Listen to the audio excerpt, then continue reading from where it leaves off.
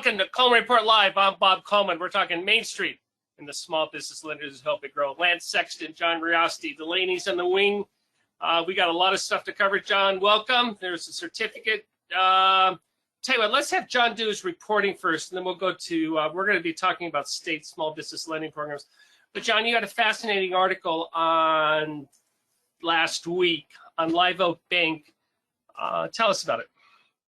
Well, it wasn't sort of a lot of reporting. I listened to the earnings conference call that they have every quarter when they report their earnings, and the CEO, Chip Mann, said that he had, not he personally, but that the bank had sent emails to 700 bankers at 85 banks, and they were going to follow up with additional emails to an undetermined number of bankers at 25 other banks. So a total of 110 banks and 700 plus bankers gauging their interest in coming to work for Live Oak. And what I thought was a great quote, he said, if you're an SBA lender, there's a 100% chance you've heard of Live Oak, which I think yeah, that's right. That's right. is accurate. And some of what you heard, there's a good chance that some of what you heard might be positive. That's I like the message. And it's his quote, not mine. And I thought that was very interesting because while I know that any number of lenders, not just banks, but the non-bank lenders and the credit unions as well, are expanding their SBA programs. But it seemed to me that no one had that kind of ambition to add, hundreds of lenders. He said that they have 168 people who have responded with some degree of interest. Wow. Whether it's just, a polite response to the initial inquiry, or whether it's, a more serious level of interest. That he didn't delineate into that, break down the 168. But wow. I was able to talk probably to. should have asked him how many of those hit spam, but you probably don't want to go through. Well, obviously, if you do the math, the big majority, 500 plus, at least initially, didn't express so much interest. But Lance, your boss was also mentioned in there. Have you read the article, or should we let John talk about what Chris said? Just share. I didn't get a chance. John. And Chris Hearn, you also quoted him. What did he say? He had two very interesting things. One, he said that Live Oak's timing is very good, that with the economy beginning to slow down and sputter, this is the time when bankers will take what previously would have been conventional deals and funnel them through SBA. Absolutely. So he said, there's that on the horizon. And Live Oak also said that they have the biggest pipeline in their history to begin with, but they can see that there's the opportunity to get even more. So he said that from a timing standpoint, Live Oak is right on the money. I think the phrase he used, if I can remember it, is that Chip Mann can read the tea leaves. Tea leaves, very good. Well, yeah, and one thing the Great Recession that we experienced back in 08, 09, I was working at SBA at that time. And I know the numbers are hard to compare to the numbers today, but SBA, the desire for SBA financing was very robust. Banks were not making commercial loans, but they were making SBA loans, and the same thing's going to happen now. You're going to see your regular commercial loans get a little more difficult to get, but they're going to funnel more and more projects toward the SBA lending program. So it is appropriate timing. And I don't see, I'll ask both of your opinions, I don't see rising interest rates being a slowing factor on demand. Money is a cost of doing business, but people still need capital. Lance, what's your opinion? As a former small business owner and borrower, the interest rate was important to me, but it was not nearly as important as the payment amount. the monthly payment amount. Cash flow for a small business is a lot more important than what the interest rate is. The other thing is timeliness. Any small business owner will tell you, and this is a good thing for every SBA lender to hear. When I was a small business owner and I needed financing, it was more important for me to get a quick yes or a quick no than to be drug out for months and get an answer. I mean, efficiency in processing the loan was a critical element in who I used as my bank. Yeah, because if you don't have cash in the bank, that can put you out of business. A high interest rate Right. immediately. Guys, and that's why so many small businesses fall into the trap of using, and forgive me, fintechs. I said it first. Say this, but that's why so many small businesses fall into this. I don't mind paying 22.9% if I can have my money by tomorrow morning. Right. Right. And you're being generous on that rate. I was trying to be. I was going to say something negative, but I wanted to have something positive to go along with it. Go ahead, John. I just wanted to mention one other thing. There may not be another SBA lender right now who's looking to hire at the level that Live Oak is, but the industry and the aggregate. For instance, one of the people I talked to was the CEO at Gulf Coast Small Business Lending, and they're based in Dallas, but the bank is based in New Orleans. So it's an interesting dichotomy. But they're not as big as Live Oak, so they're not going to try to hire 168 people. But for their size, they're expanding by 50%, which is substantial. And when you take that in the aggregate, the industry in the aggregate, not just one player that's going head to head in terms of hiring, I think it adds up to what Live Oak is doing. So I think the takeaway for me is that there's a lot of competition for hiring and a lot of desire to expand industry.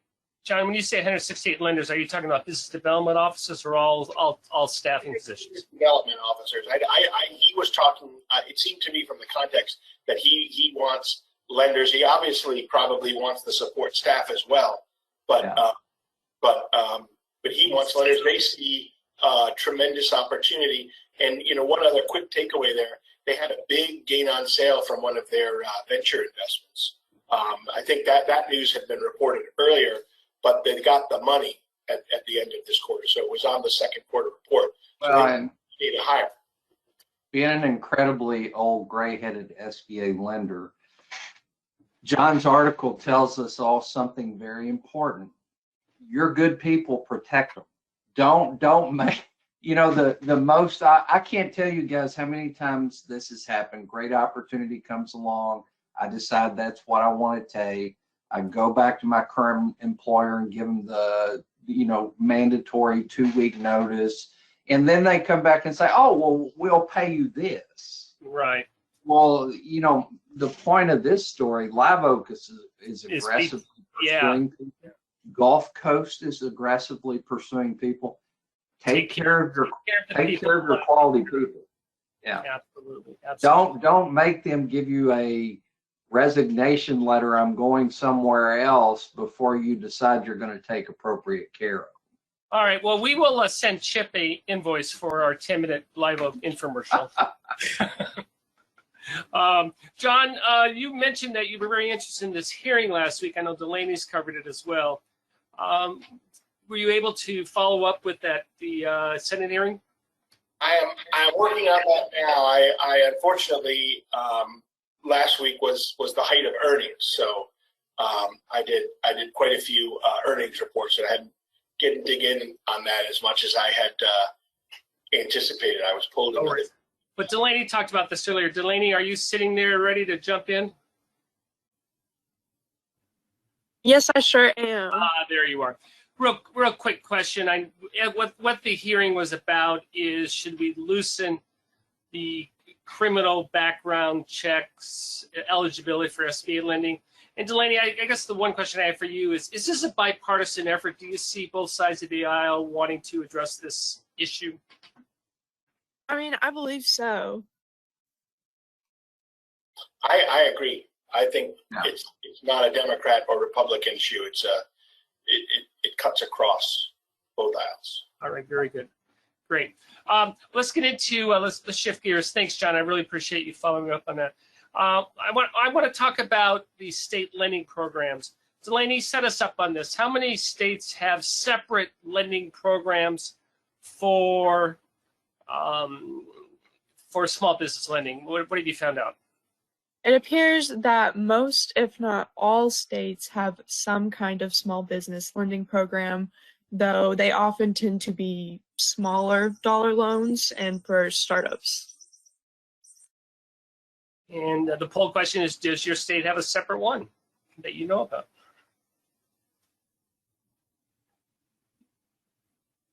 I'm going to be surprised if the numbers are not real high. Also, here. I should, and also city. There's a lot of cities. City of LA, City of Absolutely. Albuquerque, a lot of Chicago. A lot of cities are also doing that. About half. I think it's higher than that, but half of the people know about that. And we're bringing that up because that is another availability for niche lending. California has a great program specifically geared for truckers to, now I'm getting myself in trouble, basically go green. They can get the loan to make their truck more environmental friendly, and it's a fully guaranteed program. Most states, Bob, that I've had the pleasure to work in have an economic development agency, and most of those economic development agencies have some sort of lending program. And my understanding is, in just the state I'm in, they had a lot of excess funds this year, and they did drive some of those back into the economic development program, which in turn beefed up their local lending. Second question. Does your state have a quasi CFPB, Consumer Finance Protection Board? We'll have to work on Michael's spelling. But what I want to know is do they have are you under state regulations? I guess we're tying in the third poll, Michael. That's what this is. Are you concerned about what your local state is? California, obviously, that's a huge concern right now. John, does that surprise you?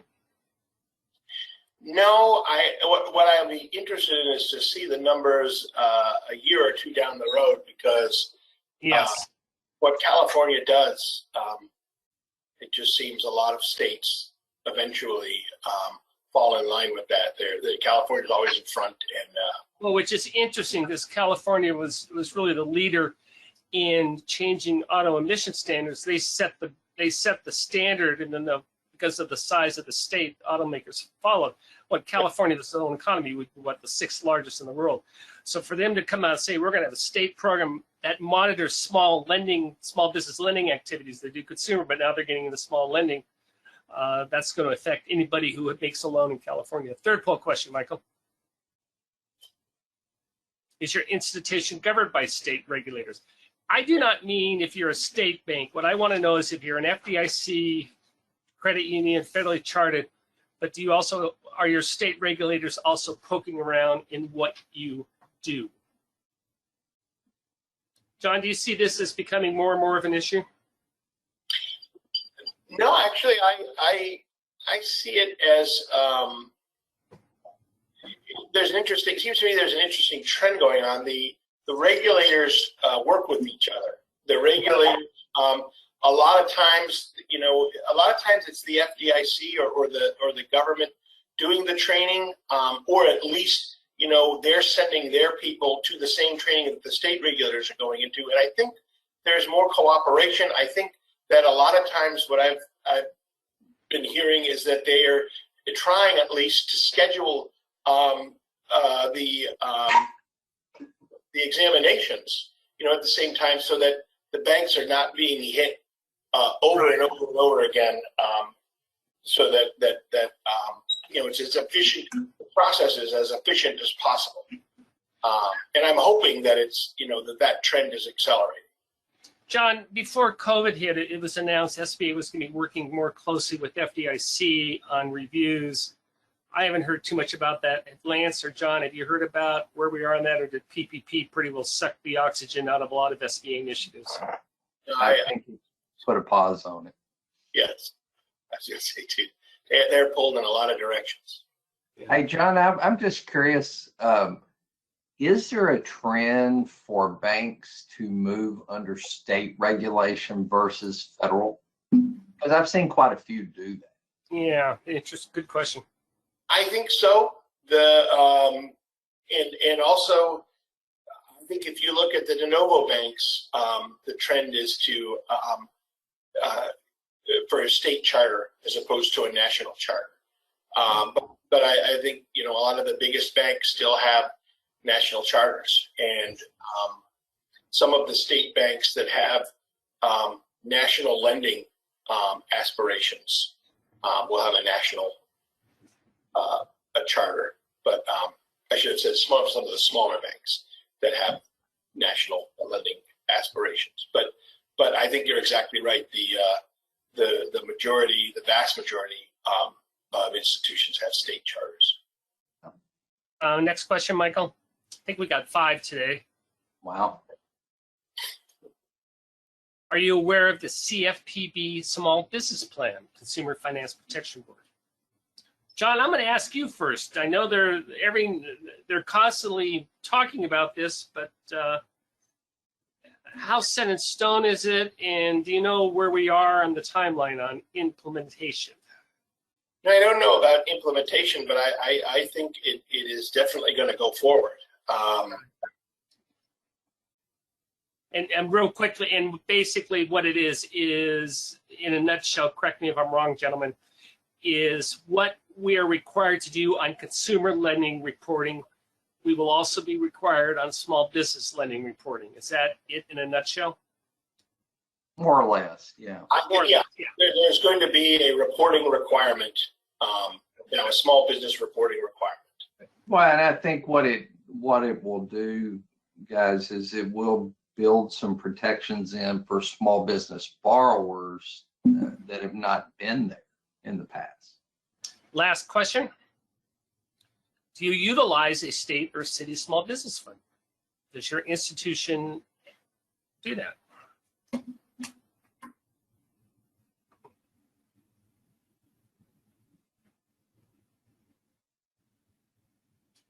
One-third.